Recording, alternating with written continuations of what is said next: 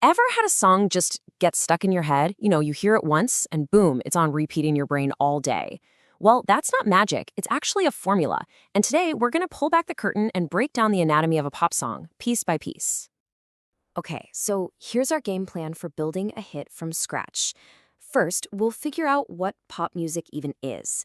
Then we'll get into the real heart of it all, the melody and the lyrics.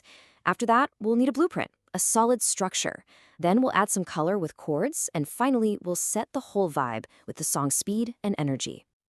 All right, let's kick things off with the big one.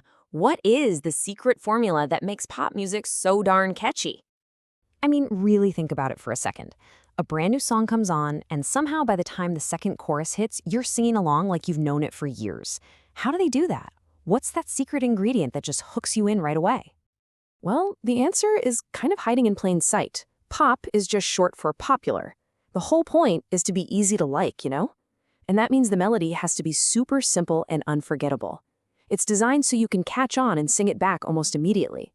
That right there is the first ingredient in the recipe for a hit. All right, let's get into the absolute core of any song. We're talking about the two things you just can't make a song without. That tune that gets stuck in your head, and of course, the words that give the whole thing meaning. So the melody, that's basically the main tune of the song. You know that part you can't stop humming, the little do-do-do-do bit? That's the melody.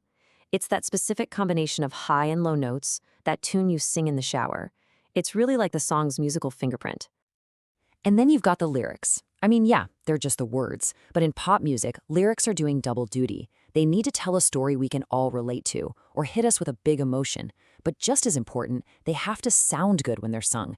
How you arrange those words is everything when it comes to making them fun to listen to and easy to sing. And a huge piece of that puzzle, making lyrics sound good, is all about rhyming patterns. See, our brains are basically little pattern-finding machines.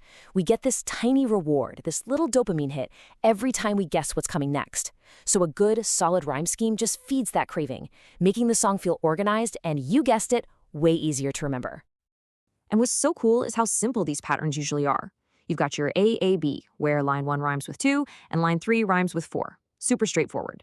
Then there's A-B-A-B, which gives you this nice little back and forth feel. And you've also got A-B-B-A, which is kind of clever. It wraps the rhymes around the two middle lines. These aren't just some stuffy rules from a poetry class. They are literally the secret codes behind so many hit songs. Okay, so we've got our melody and our lyrics. Awesome. But now we need a blueprint, right? A way to organize all these ideas. And that's where song structure comes in. Just think of it like the skeleton that holds the whole thing up. It's what guides you, the listener, on a journey from the beginning of the song to the end. And in the world of pop, there is one blueprint to rule them all, the verse-chorus structure. It's the perfect 1-2 punch.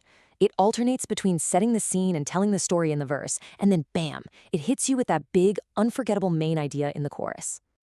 So the key here is that the verse and chorus have totally different jobs. The verse, that's your storyteller. The details, the plot, it all happens there. And the lyrics usually change every time to push the story forward. The chorus, though, that's the main event. It's the big payoff, the hook. It's the part of the song that's designed from the ground up to be catchy, repetitive, and get stuck in your head for days. So, a melody and lyrics, that's a fantastic start. But it's not quite a full song yet, is it? We need to build a whole musical world around them.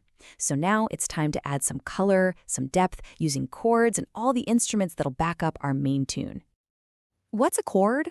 Well, it's actually pretty simple. It's just 2 or more notes played at the exact same time. Here's a cool way to think about it. If the melody is the outline of a drawing, the chords are all the colors you use to fill it in. They create the harmony, the mood, they give the song its emotional feel. But you can't just mash random chords together and call it a day. They have to be arranged in a specific order, and we call that a chord progression. This sequence is what makes a song feel happy or sad or, full of tension.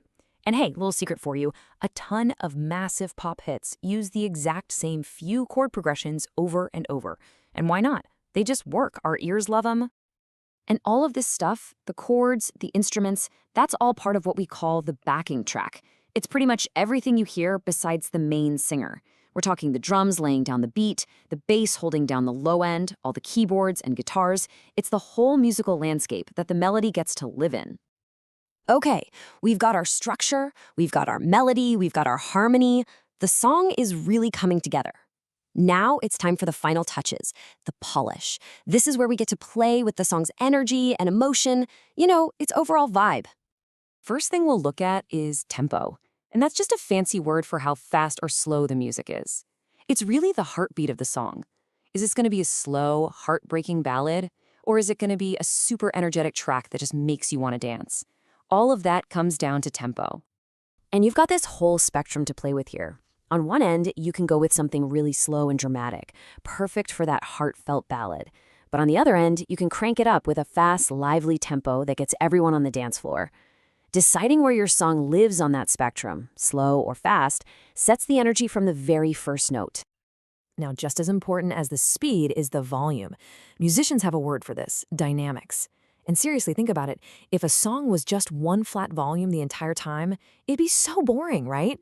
The real magic, the emotional punch, comes from the contrast, the play between the loud parts and the quiet parts.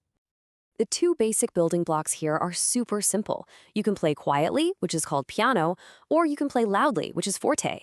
And that shift, going from a soft, intimate verse that really pulls you in to a massive, powerful chorus that just explodes with energy, that is one of the most powerful tricks in the entire pop music playbook.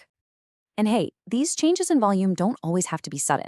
You can have a crescendo, where the music slowly builds and gets louder, which is perfect for building up all that tension right before the chorus drops. And the opposite of that is a diminuendo, where it gets gradually quieter. That can create this amazing feeling of fading out or just give you a moment to breathe. So there you have it. That is your complete pop song toolkit. You start with your main idea. That's your melody and lyrics. You give it a blueprint, like the verse-chorus structure. You add the harmony with chords and all the support from a backing track. And then for the final touch, you bring it to life with speed and volume, your tempo and dynamics.